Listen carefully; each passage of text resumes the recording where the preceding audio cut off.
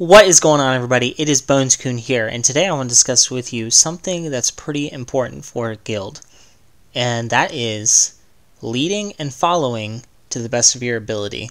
Now, there are a lot of vague things to discuss regarding something like this, but I want to cover a couple of key things I've noticed have caused guilds to crash and burn, and unfortunately that includes my own.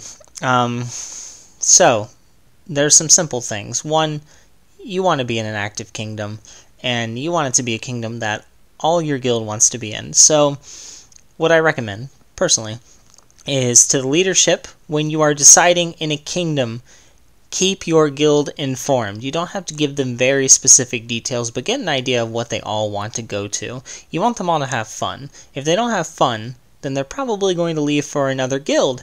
And if you've migrated and they don't have fun and go to another guild, chances are that guild's going to be a rival guild. And if it's a rival guild, then suddenly a lot of your secrets have been shared with the enemy. And you really don't want that. So keep your guild informed, and not just a migration, but everything. You want to keep them in the knowing of everything. It's as simple as that.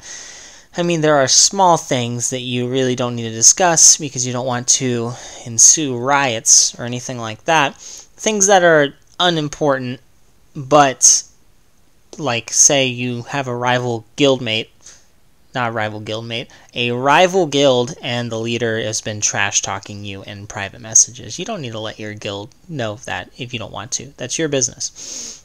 But if another guild is planning on declaring war on you if you don't do this, some ultimatum, then you probably want to let your guild know of that. You don't want them to sit around all happy thinking, oh yes, this guild is our friend. They're not going to hurt me. And then a bunch of them port in near your hive, and none of them have any clue what's going on, so they don't prepare defenses or anything like that. You really don't want that.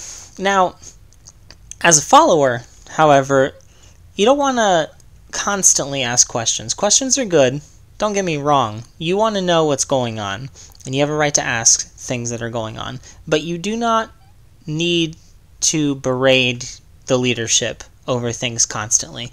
And I'm talking little things to big things, like, say, Guildfest, right here. We've got 16 people at rank 4, but we've got 42 people at rank 3. Why didn't we just promote all of them to rank 4? There's various reasons for some, but the main thing is that we just don't need that many. So when we've got all 42 of these people asking, why am I not an R4? Why wasn't I made a Guildfest R4? Can I be a Guildfest R4? Everything like that, then it puts a strain on the leadership, because now Rocky here has to personally go through 42 messages and either choose to respond or ignore them. If he ignores them, then that's going to upset them. But if he responds to them, it's going to waste his time, because you don't need all those people to be R4s, and it's just examples like that. Your leadership hopefully knows what they're doing. If you're in a guild like this, you've got 100 people strong. We're in a kingdom where we're having plenty of fun. We discussed it with everyone, the type of kingdom that we wanted to go for. Everyone's kept in the open about it, so we're all happy. We don't need to ask a lot of questions. We know that things are going well, and so I trust that the leadership is doing well. I'm not personally in the leadership anymore, so I don't butt heads with them, and I don't pry into things that are going on unless I see something that's blatantly up. Another thing is, if you have some issues with a guildmate, whether you're leadership or membership, I should split this up. If you are a follower, take it up to other members of the leadership. Don't let it spiral out of control. If you can't handle the situation by yourself, one-on-one, then you need to bring it to the attention of the other leadership, rather than letting things divide the guild. If you are a member of the leadership and you're having an issue with another player, it's best that you set your bias aside and you let the other leadership know. That way you can handle the situation together. Don't abuse your power. If you abuse your power, other people will see that, and they'll start responding accordingly. They'll start to think, oh man, am I next? Like, I don't feel safe in this guild anymore. It's like with the job that I've worked in the past. We had a very high-ranked person let go over such a silly thing, and a lot of people have been fired on the spot without giving chances to explain themselves. And so because of that, people like me, who are a little lower down, start to think, oh man, like, I feel no security here. I feel like at any day, I could be gone. And no one would know a difference. No one would care, anything like that. It also makes me feel unwanted. And you don't want that. You don't want to be unwanted. Who would want to be unwanted? Not a single person would want to be.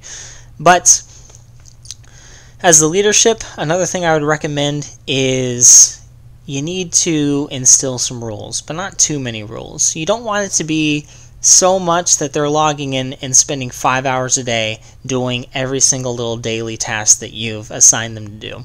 Monster hunting is important, of course, and a few other things are important, and there are ways to enforce it.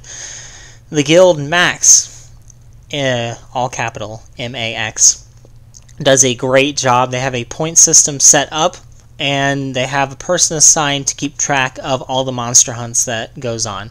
If you go below the points for the week, you aren't kicked out immediately. But if it's consistent, then you'll get approached, and they'll start to be like, hey, whatever. But on the other side of things, they will give very high praise and recognition to the people that excel beyond the monster hunting things. And so because of that, they hunt several monsters a day. And it's nothing too crazy, it's nothing too difficult, it's a perfectly fair system, and it's not one that's very time intensive. They don't go by every single day, they go by the entire week. So as long as you meet the goal within the whole week on your time, then you've done well. And it's just things like that. You want to keep track of your guild, make sure they're all being active, because let me tell you, a good way to tell too is guild bash. So leadership, if you are in the middle of guild bash, please pay attention to their points. If they're sitting at 0 points, it means that they are not hunting any monsters at all, and you need to keep an eye on that. But other than that, just have fun, because having fun is the most important thing about this game. About almost any game, really. There are some games that are made to be nightmarish. I'm talking to you, Dark Souls. But just have fun with the game, guys, and have fun with each other. Till the next video. Bye.